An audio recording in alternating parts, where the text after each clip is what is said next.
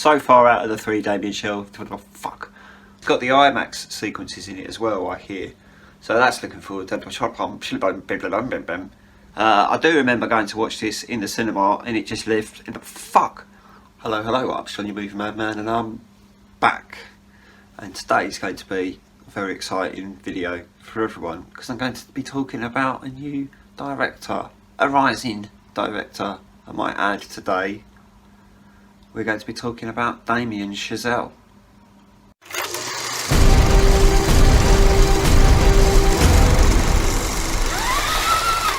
So, a lot of you might be thinking, who the fuck's Damien Chazelle?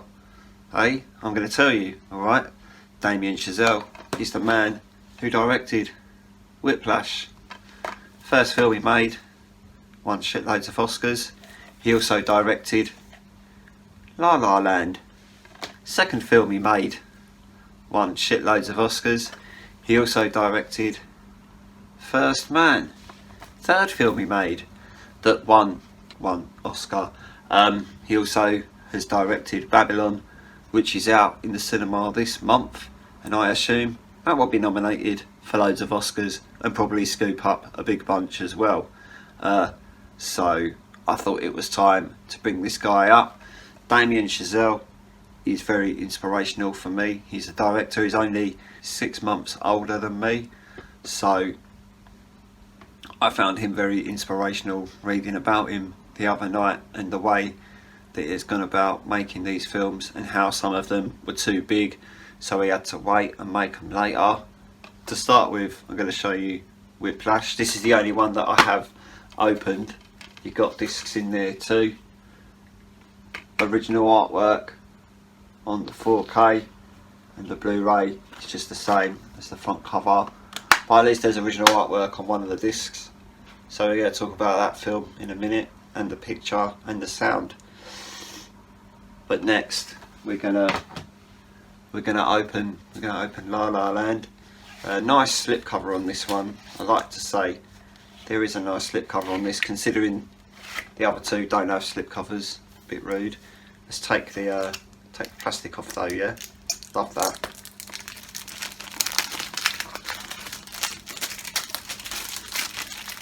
Well, that was a bit shit considering half of the plastic was stuck to the case. Good one. Good marketing there. I saw this at the cinema. To be fair, I didn't really like it when I saw it at the cinema. But then after the other night, as I was reading more about the director and reading more about how this was shot and how this was framed as well. It's a nice thick frame on this. I really look forward to seeing that. I do actually look forward to seeing this again. Yeah, let's have a look inside though. Cool, I wasn't expecting that. So you got some nice discs there. It's nice, isn't it? Got a like nice looking discs. But also I just found this as well. Some free art cards in here. Art cards with a normal standard edition. Let's have a look at them. So you got Ryan and Emma together. You got a picture of Ryan Gosling with all of his friends. Got a picture of the two of them together again, and another picture of the two of them together again. That was a spectacular surprise. I wasn't expecting there to be art cards in this. That's really nice. I really like that. Thank you. I wasn't expecting that at all. Well, generally shocked by that, and the HDR sticker's not going to come off either because it's on the front and not on the plastic, so that's a very exciting package for you there. Obviously we've got First Man as well. I've not actually seen this. When it was in the cinema everyone said it was boring, so I didn't bother, especially as it was starring Ryan Gosling, so I thought what's the point. But then again, I've picked this up just because I want to see it now. I look forward to watching the handheld scenes of people sitting around a dinner table eating turkey. I do look forward to that. A lot of people said that this film is about 80% handheld, and about 75% of those handheld scenes don't need to be shot handheld, so I'm really looking forward to watching this. I think let's get the plastic off though, like this. Wow, that came off really easily and didn't end up being stuck to the package as well, so well done. You've improved a little bit there. Let's open it though, yeah? Caught a nice little original artwork on the 4K there. Caught a nice little original artwork on the Blu-ray there. Very original. This has got the IMAX sequences in it as well, I hear, so I really look forward to seeing what that looks like too. I'm going to look at all of them, probably watch them fully, and then come back in a couple of days and film the rest of this. So yeah, stay there. I know I'll be back in a couple of days, although for you, it'll be a couple of seconds. You ready to truffle through time? Ooh. So, here we go then. Damien Chazelle Day, Babylon is out in the cinema today.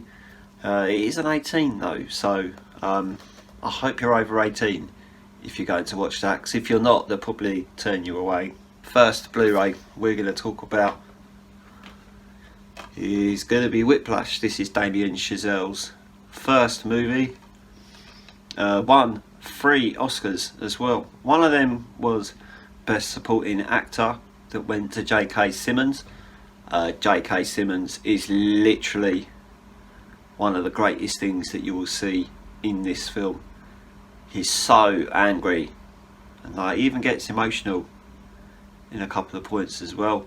The whole film is basically J.K. Simmons teaching Miles Teller to be a better drummer.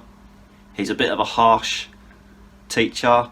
He's a very harsh teacher, I'll tell you that. He shouts a lot, he swears a lot, he throws things at people while they're trying to play instruments and things like that.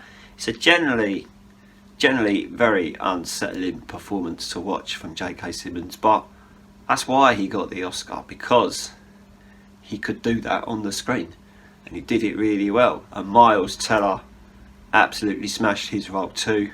His determination to be able to get those drum tunes out all the way through that film, all the way up until the end. 4K wise, with this disc, it is a really good looking picture.